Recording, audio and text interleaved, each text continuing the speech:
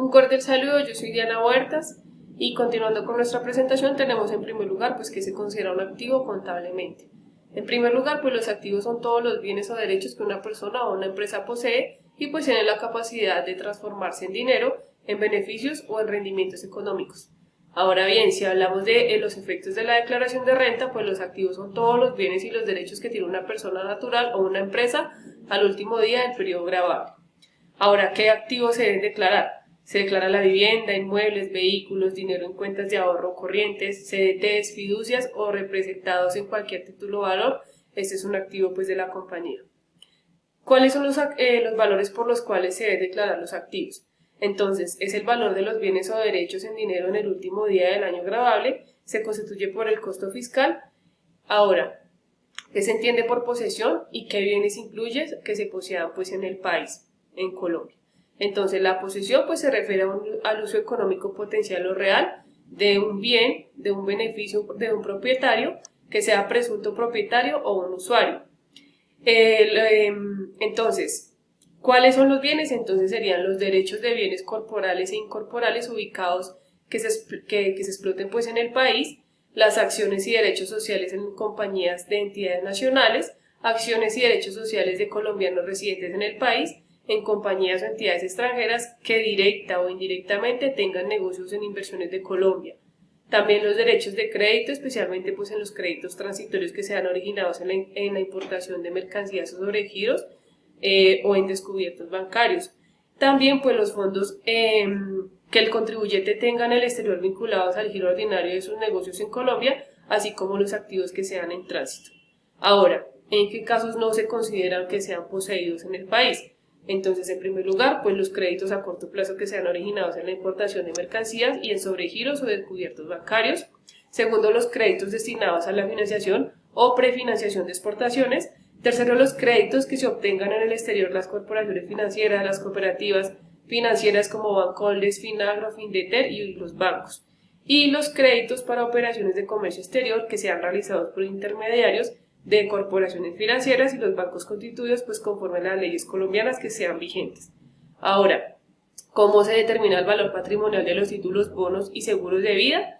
Este valor patrimonial de títulos, bonos, certificados y otros documentos financieros es en el costo de adquisición, más los descuentos o rendimientos que sean causados y no cobrados hasta el último día del periodo gravable.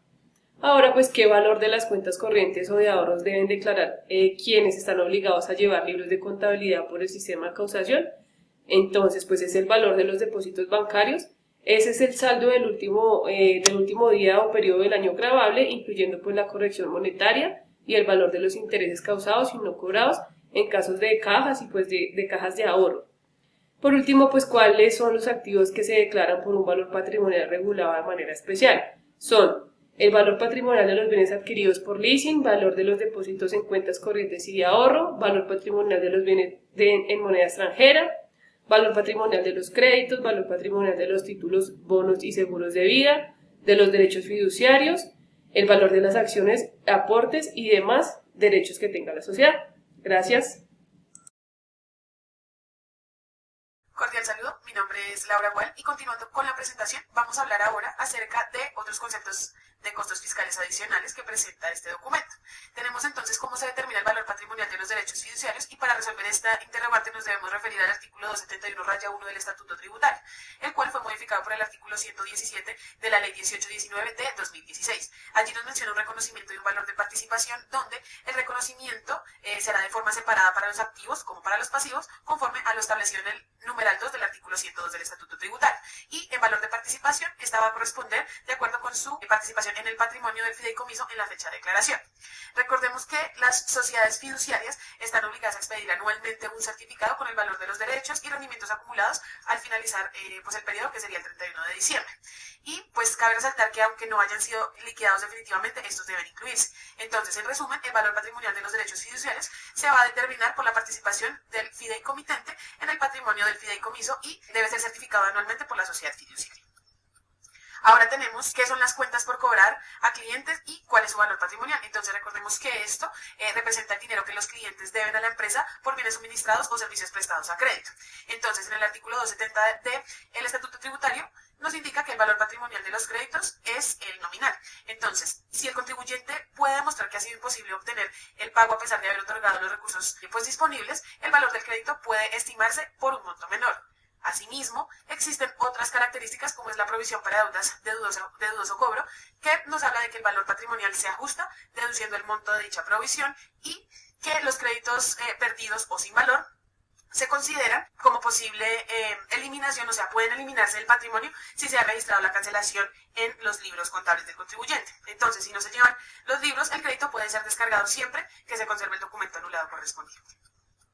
Ahora vamos a continuar con qué son acciones y aportes. Recordemos que esto en conjunto se refiere a las participaciones que tienen los socios o accionistas en una sociedad. Entonces las acciones por su parte representan esa parte de capital de una SA o SAS y confiere a su titular derechos sobre utilidades, activos, además de derechos de voto en las juntas de accionistas. Y por su parte los aportes se realizan para los socios en una sociedad limitada o en sociedades que no sean anónimas y representan la participación de capital de la empresa. Entonces, el valor patrimonial es modificado por el artículo 108 de la ley 223 del 95 y nos habla de que las acciones y derechos sociales en cualquier clase de sociedades deben ser declaradas por su costo fiscal ajustado por la inflación cuando haya lugar a ello.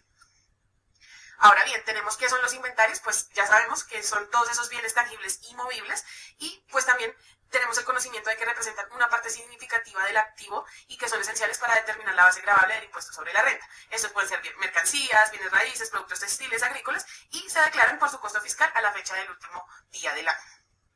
Luego tenemos que son los activos fijos no depreciables y son todos esos bienes tangibles que no sufren desgaste por su uso y que permanecen, que no pierden valor con el paso de los años. Entonces, ¿cuál es el valor patrimonial de los inmuebles para las personas jurídicas? Nos referimos al artículo 277 del Estatuto Tributario. Allí nos habla de quienes están en la obligación y quienes no están en la obligación.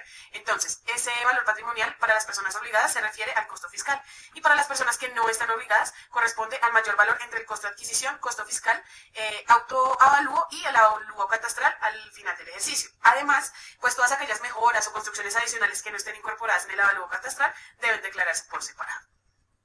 Luego tenemos que son bienes incorporales. Esto nos indica que no tienen como tal una existencia física, pero que poseen un valor económico para la empresa, es decir, pueden ser patentes o derechos de autor, entre otros. El valor patrimonial nos lo indica el artículo 279 del Estatuto Tributario, donde nos dice que se hace por el costo de adquisición. Aquí se toma en cuenta que se suman los costos atribuibles a la preparación del bien para su uso previsto y se le van a restar todas las amortizaciones que han sido concedidas o solicitadas durante el periodo gravable.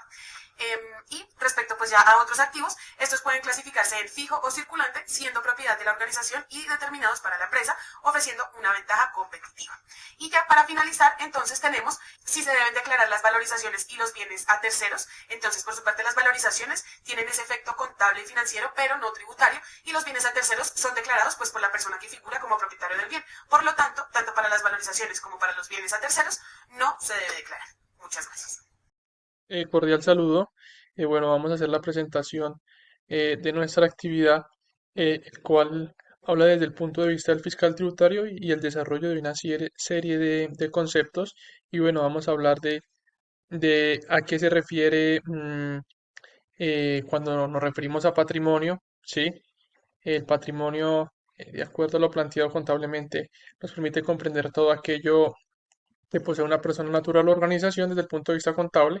Y bueno, dice que son nuestros bienes más los derechos menos las obligaciones y esto nos determina un patrimonio neto que nos permite identificar eh, cuáles son nuestros activos también, nuestros pasivos y nuestro neto, ¿no? Entonces, por ejemplo, cuando nos referimos al activo son todos aquellos elementos patrimoniales que se representan en bienes o propiedad de la empresa. Pasivo se refiere a todos aquellos elementos que significan para la empresa una obligación, ¿no? Y el neto está formado principalmente eh, por aquellos elementos que recogen el valor de fondo empresario, o sí, o que ha apartado a la unidad económica, así como los beneficios generados de la empresa que no son distribuidos. Eh, es decir, por ejemplo, la financiación propia. Vamos a hablar también de que está grabado el impuesto del patrimonio, principalmente a las personas naturales, y es el conjunto de bienes y derechos contenidos a la persona que es titular, con deducción de las cargas y gravámenes que disminuyen su valor, así como las deudas y obligaciones personales de las que el titular puede estar eh, intrínseco y por tal derecho tiene que realizar este tipo de, de grabación de este impuesto. ¿Cuál es la razón para que se deba declarar el patrimonio? Bueno, vamos a hablar de que el Estado colombiano establece por medio del gobierno una serie de declaración, ¿no?